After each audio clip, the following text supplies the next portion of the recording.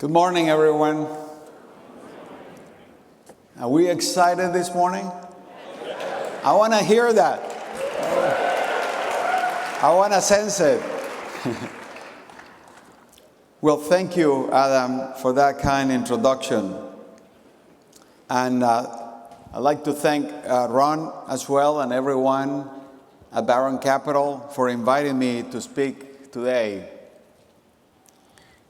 Ron has been a long-time supporter of MSCI ever since he and his colleagues bought the shares at the IPO of our company 17 years ago. And like all of you, I believe Ron is one of the greatest investors of all time.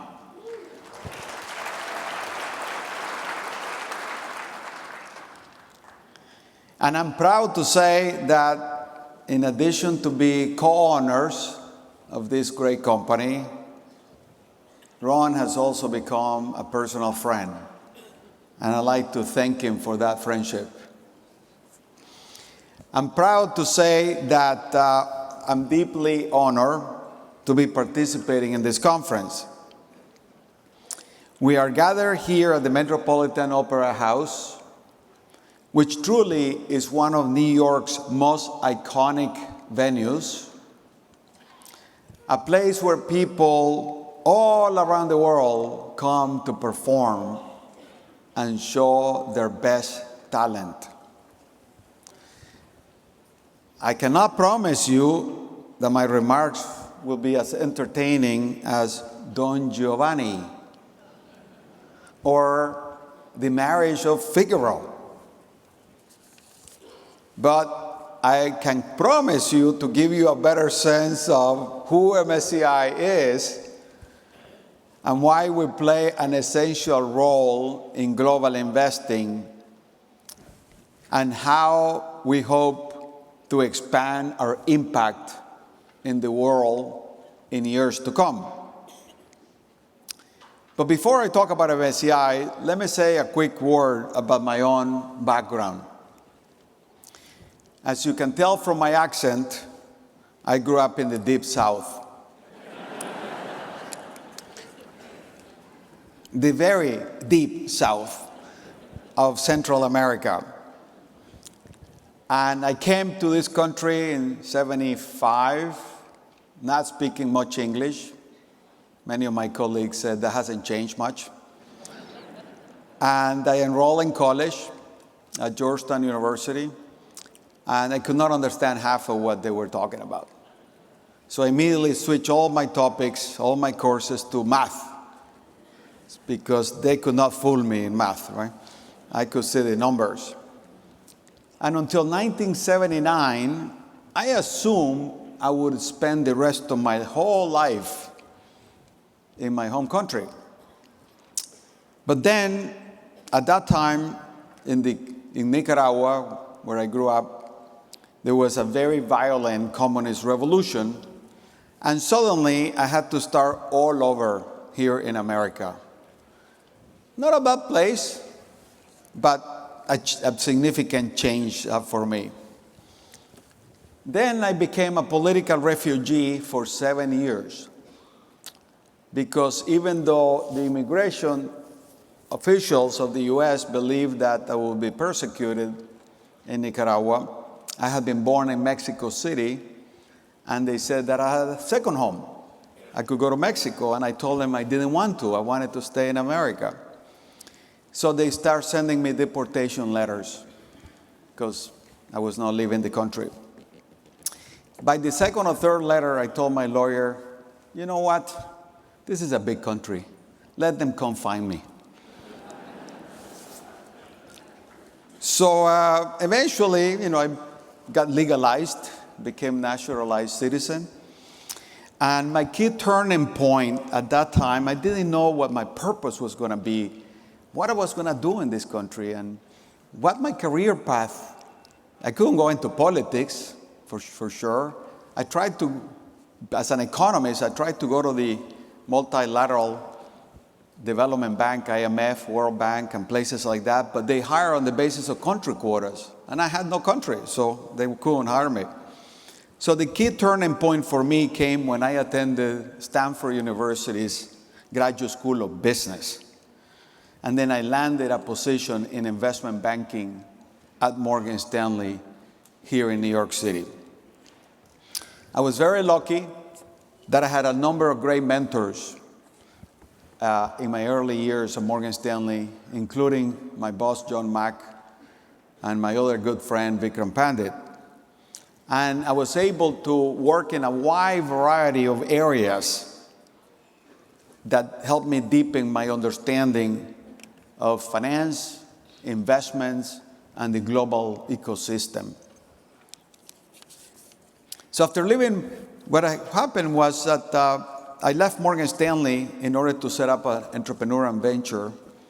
And after doing a couple of those and failing, I returned to the firm in the mid-90s and had the opportunity to take over MSCI.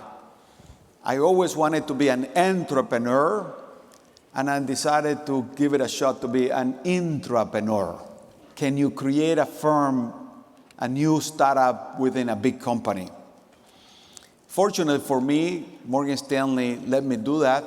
Not a lot of companies do that, and therefore I took over this troubled joint venture between Morgan Stanley and the Capital Group called MSCI.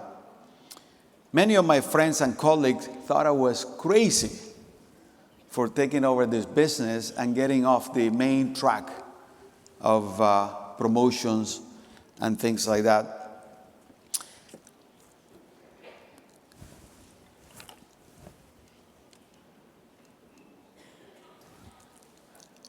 But over the last 3 decades, as you heard from Adam, we built a highly successful and diversified global franchise. And I'd like to say that MSCI is the most important company that the average investor has never heard of. Our market capitalization now exceeds $47 billion. Since our IPO in 2007, at a price of $18 per share, MSCI has delivered a total cumulative shareholder return of more than 3,500%. So we went public at 18, and we trade right now a little over $600 a share as of last night. Our clients include the world's largest investors and financial institutions, along with a growing number of corporates. And I'm proud to say that Barron Capital is not only a shareholder, but it's a client. We're trying to get them a bigger client, though, so we can even out the flows, but they're doing very well. So when people ask me about the success of MSCI and how to explain it, I always go back to the early days of defining ourselves. And even though we started as an equity index company, we never defined ourselves as such. Instead, we view MSCI as an all-purpose investment tools company that was in the business of helping clients build better portfolios. So even though we primarily sold equity indices in the early days, we always thought of our mission in much bigger terms. To fulfill that mission, we had to explain to our clients that we were there to help them understand risk, understand return, and more importantly, the art of putting risk and return together in an investment, and in our case, for every single asset class in the world, whether public equities, public bonds, hedge funds, real estate, private credit, private equity, etc.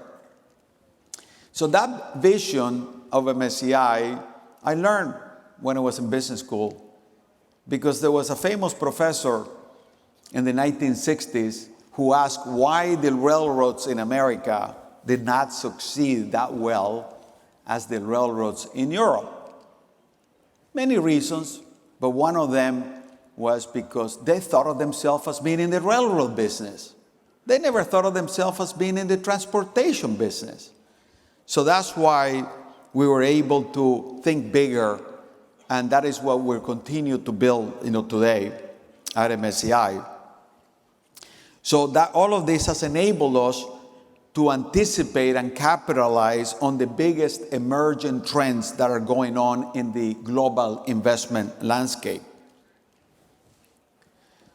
So today, MSCI serves 7,000 institutional clients in almost 100 countries around the world, and we have more than 6,000 employees in some 25 countries. I normally tell people that we were born global, and we're now gradually going local, which is a great benefit, to have. It doesn't endear us with those people that are anti-globalist, but we think of the world as one village, one marketplace that we can capitalize on. As of the end of this September, our latest 12 months revenues were almost $3 billion, having grown 16% year on year. And as of June, end of June of this year, we had more than $16.5 trillion, that's with a T as in Tom, $1 trillion in assets under management of our clients that are benchmarked to MSCI indices. So our investment tools help people channel savings to productive investments. And we do that by setting standards, common language of understanding. And our standards, therefore, help people understand where and how they allocate capital, how they price capital, and how they achieve their objectives to benefit their own clients. So put another way, our tools help simplify, clarify, and streamline the investment process that is so critical. I normally tell people that the investment industry is the most important industry in a society. If you get sick and you go to the hospital, you're not going to think that. You're going to think that the doctors and the hospitals are the most important one.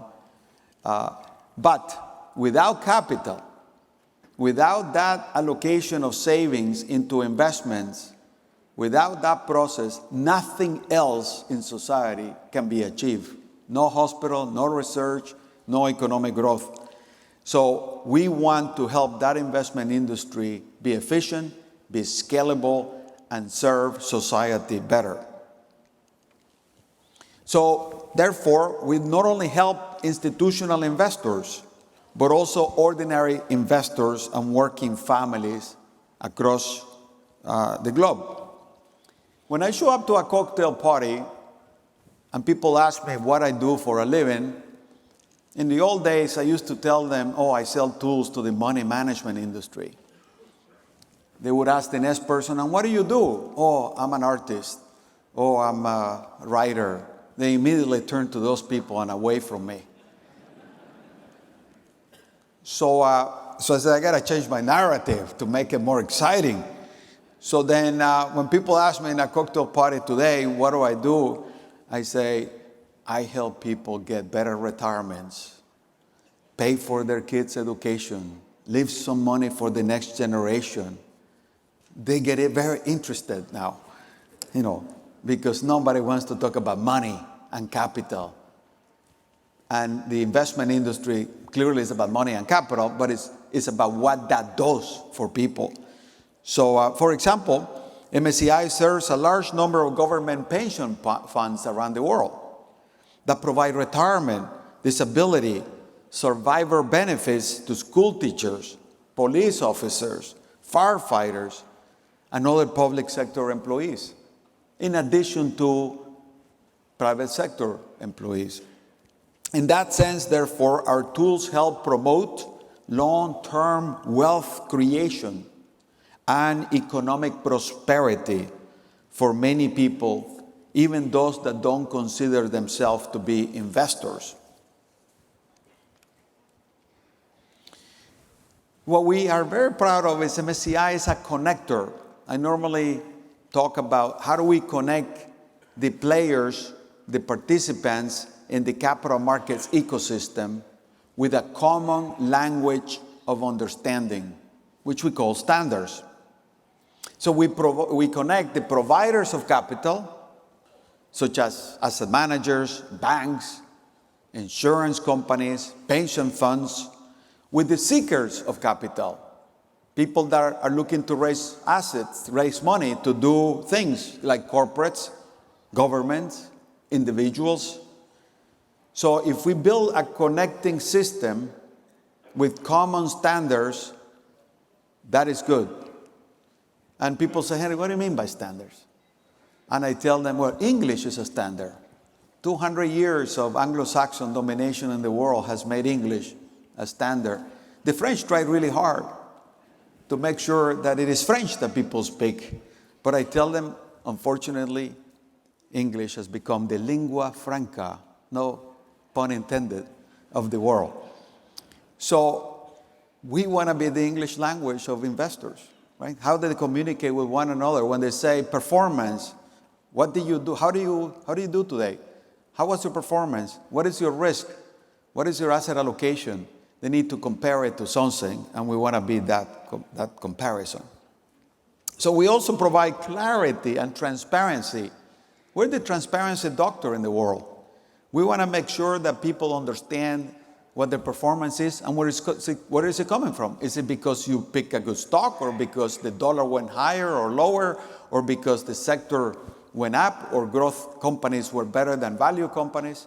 Standards of comparison, standards of understanding where the performance came from, where the risk come from. So we do that. At its core, MSCI, therefore, is a modeling company. We model everything. We have about 150 PhDs out of the 6,000 people we have. These are very smart people that I'm proud to oversee. But I always tell them, I said, I'm glad I got here first because you guys are too smart for me. So we process data, and in order to build these models for navigating the investment world, and we augment those models with a lot of technology.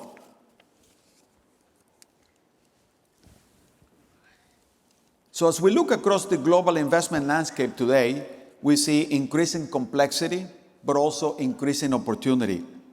The number of investors continues to grow and grow, but so does the amount of assets, investable assets in the world. So we always try to capture and commercialize the next evolution of global investing. So today, for example, our strategy is based around providing active and indexed investment solutions, establishing standards in private assets, delivering comprehensive climate and sustainability solutions, enabling personalization of wealth management at a significant scale, and transforming the understanding of risk and return in the world. So this creates enormous opportunities for us and positions us for incredible performance. And when I travel the world to meet senior government officials and financial institutions, they think we're like a miracle doctor, because they ask for our advice of how do they develop their capital markets? How do they shine in the context of competition for capital in the world? How to make their countries more attractive? How to make their companies more competitive? And so on and so forth. So a brief anecdote. Recently, I was sitting down with the leadership of one of the biggest sovereign wealth funds in the world in the Middle East. And I hadn't met some of those people, so I said, can I take a moment to explain who MSCI is? And the senior person said, Henry, come on, stop. You don't have to explain who MSCI is. You're the most important investment infrastructure company in the world, and we want to be part of that infrastructure. I feel pretty proud. Felt very good. I said, well, can you sign the agreement here to pay us a lot more? So So our strategy is designed to build on these incredible advantages that we have to increase the wallet share of our established client segments and some of the newer client segments that we're pursuing, such as wealth managers. The wealth management industry is growing rapidly in the world. Private asset class managers, such as private equity, private credit, private real estate, insurance companies, and the like. So to give you a few examples of our growth potential in these newer client segments, if you take private assets, for example, and the ability to incorporate them into the mainstream of investing for ordinary people, we have to gather the data that helps us understand the investments and the ability to price those investments. So we now are sitting at MSCI on $15 trillion worth of data. Not our worth, by the way, it's the underlying value of the assets and the buildings and the credits and the equities, and all of that. So we have developed incredible technology for wealth management. We are very big in trying to help our clients understand the transition to a low carbon economy. This is going to be one of the biggest transformations in the history of humankind. How do we take this $100 trillion economy that relies on fossil fuels to rely on renewable energy? There's going to be a lot of winners and a lot of losers in that transition. And we tell our clients, they're all in your portfolio today, the winners and the losers. The question is, what are you going to do to start understanding where they are? So we built an ecosystem, at MSCI, that provides indices, analytics, other tools, private assets, etc. And that's what's distinguishing us. What we try to do at MSCI is to run an integrated company in which the whole is bigger than the sum of the parts.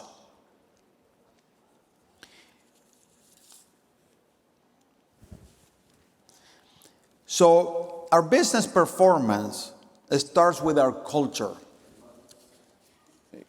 Switch here. Yeah, here we go. Our business performance starts with our culture. As the late Peter Drucker famously said, culture eats strategy for breakfast. So we take it a step further at MSCI. We believe that culture makes strategy possible. In other words, the values, the principles, the behaviors that we prioritize help bring our strategy to life. I'm proud to say that MSCI's overall employee engagement score has increased by 14% since 2019. Our total score now places us among the highest performing companies in the world, with almost 20 percentage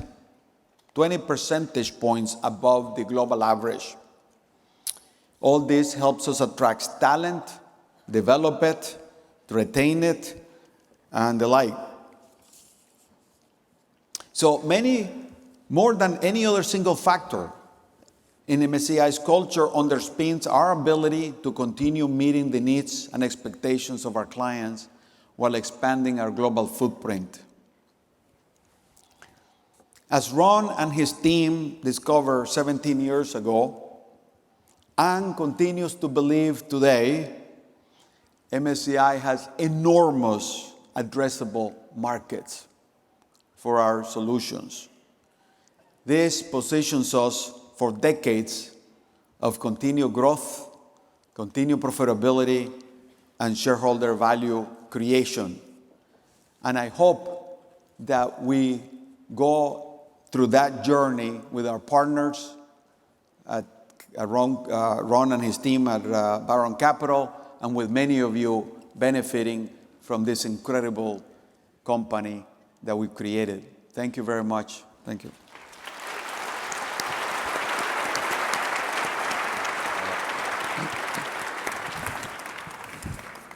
You're getting even better. Thank you, Henry. All right, we're going to go to a Q&A session. So if people have questions, please line up. It's a little bit hard to see. Let's start with number 4.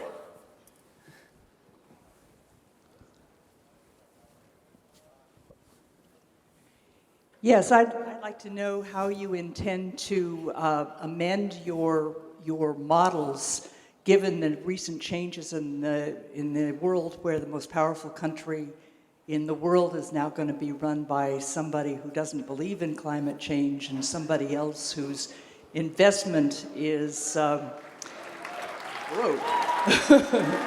and somebody else whose investment is leaving the world behind and going into outer space. So thank you for that question. There will be the transition to a low carbon economy is not going to be a straight line. It's going to be ups and downs, twists and turns.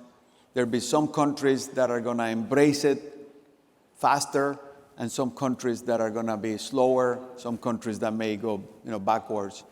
And we need to understand that. We need to understand that challenge will exist today and in the future. Importantly, though, is why do we need to always do what government people tell us to do? This is our country. This is our planet. This is our economy.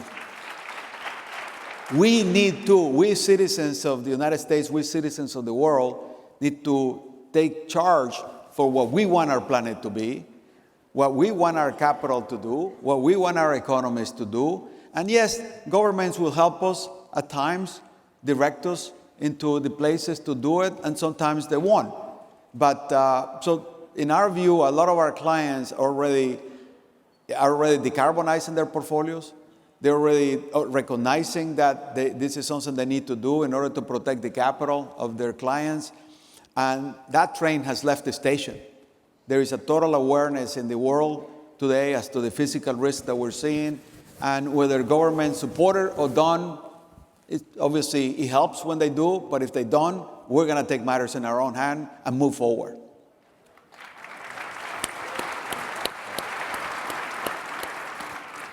Let's go to number 11. Way up here. Little reduced oxygen. How has AI changed your business recently, and how do you expect it to change your business in the future? Well, tying that back to the prior question, I once asked the senior leadership at Boston Consulting Group, which obviously helps institutions redesign their strategies at times of significant change. I asked them, what are those going to be in the next few years, few decades? And they said it's based on two pillars, AI and climate change. Those are going to be the two most important determinants of long-term success for many companies, governments, societies. And I asked, what about geopolitics? What about China? What about supply chain? Yeah, they're all going to be there. They're all going to come and go. But the most important thing are those two things. So we at MSCI are embracing both. One, clearly climate change to provide solutions to our clients. And secondly, the use of AI. In our case, is especially important because our business is based on data, models, and technology. It's almost like salad, in a salad, right? Lettuce, tomato, carrots. So those are ingredients, data, models, and technology. So AI is going to revolutionize the acquisition of data, the analysis of data. It's going to help you build models. It's going to help you build technology and all of that. So we're fully embracing it. So, and the investment industry is based on that too. It's a massive amount of data that people need to collect to make investments. They need to use models for performance, for pricing, for risk, for capital allocation, for asset allocation, et cetera, and the technology that goes with that. So I think that our company and the industry that we serve, which is the global investment industry, is going to go through a massive transformation. So recently, we have a virtual office in Seattle. We have about 30 people in Seattle, and I was bragging about how we had a virtual office with no bricks and mortar, but 30 employees. And this client of mine said, "And do you have virtual people too?" And I said, "No, we don't have virtual people." So we went on, and then an hour later, I said, wait a minute. We do have virtual people in Seattle. They're called large language models. those are virtual people. We pay about $6 a month for them. So that's good. So anyhow, that's the revolution that we see coming. Number one. Henry, thank you for your answer about what drives things. It's economics and people in society, and it's not governments. So thank you. I'd like to ask you, your history of growth is significant. What are the biggest obstacles you see toward faster growth for you? And what are your high-level plans to overcome those obstacles? The biggest obstacles to us, we see them every single day when we wake up and are combing our hair or shaving or whatever. It's us. Literally, it's us. We have the whole world in front of us. We have a great strategy. We have great people. We have great clients. We have everything. We, sometimes need more investment dollars, but that's okay. We will figure it out. But therefore, it's about our desire, our ambition. So in the last year or two, I've instituted a process within MSCI to speed up decision making, to take more calculated risks, to be bolder in what we do. We're not going to bet the ranch, but there's plenty of things that we can do to accelerate the growth of our company. We're beginning to see the effects of that. If we do it very well, I think that's going to accelerate our growth in the years and decades to come. It goes back to the concept that I said at the end, culture. What's your culture of risk-taking? What's your culture of allowing people to fail? I failed 3 times before I set up MSCI. You learn from failing. I don't learn too much when I succeed. I learn from failing. Now, you don't want to fail purposely, but if you do fail, you got to see the lessons from it and do it differently next time. Thank you for your question. Let's go to number 10. Hi. How do you at the company manage the difference between supplying clients with data for just them, proprietary, versus coming up with things that you're offering the entire industry? No, we are a bit like a university in which, for-profit university, right? Good profit to satisfy all of you.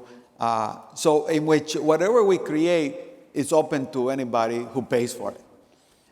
So we don't create proprietary products for one client only or another client. The other thing, we don't give exclusives for the use of that intellectual property. We want to make sure that everyone in the world benefits from it. So we have pretty much the largest research department that is not dedicated to proprietary investment tools. We have about 500 professionals in our research department. Many obviously are, graduate degrees and PhDs, and whatever they create is open to anybody who wants to buy it, including actually some competitors. We have a number of competitors that buy our products and they're trying to figure out how to reverse engineer what we do, but we like the idea of being an open system.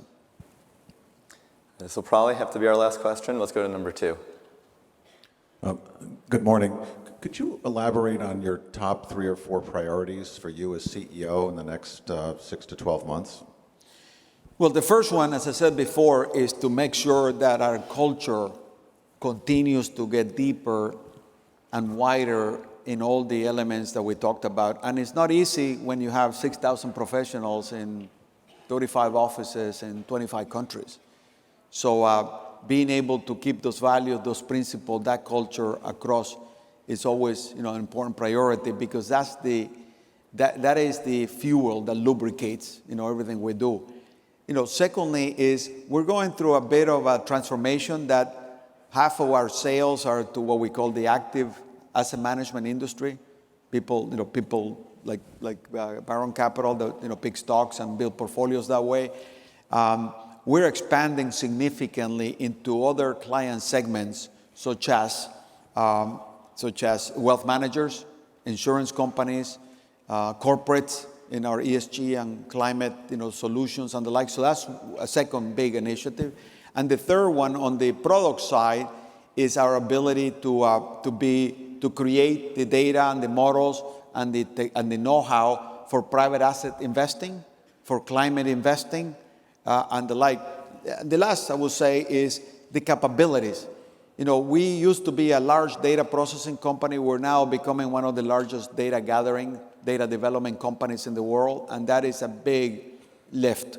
And all the technology that goes with that, particularly AI and all of that. So those are the biggest initiatives to accelerate our rate of growth.